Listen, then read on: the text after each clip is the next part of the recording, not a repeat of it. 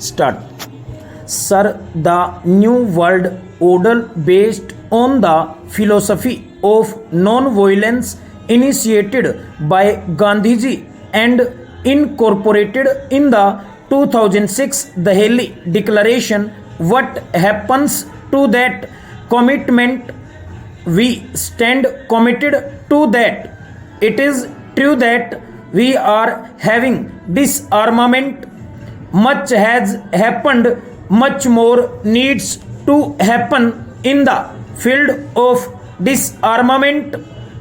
The intermediate missiles more or less have been wiped out, and then there is sizable reduction in the other missiles and so on. But there is nothing like total and complete disarmament yet in sight. Even today, the armaments that they have are enough to destroy the world many times over. So, what are we really talking about?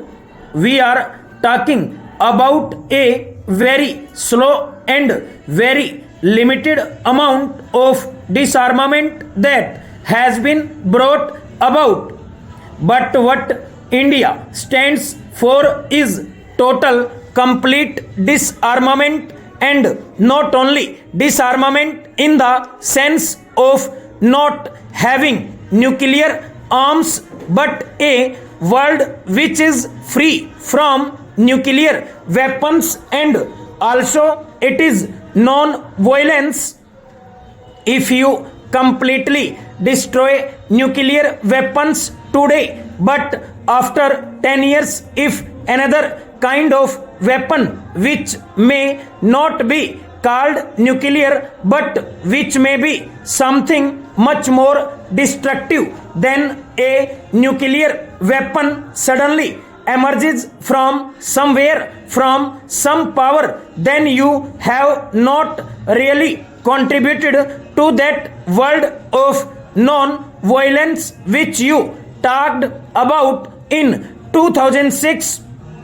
Therefore, it is not merely the negative aspect of doing away with nuclear weapons, but positively creating a non-violent world to which President Gorbachev and Rajiv Gandhi committed their countries to in 2006. That commitment, Mr. Speaker, sir, remains, and that commitment India will complete. So it is not as if India is left without a role. Now we have been again baffled by what happened in the Soviet Union. The Soviet Union is a much larger country, much more powerful and very important country in world affairs, to which we have always been looking for friendship and support.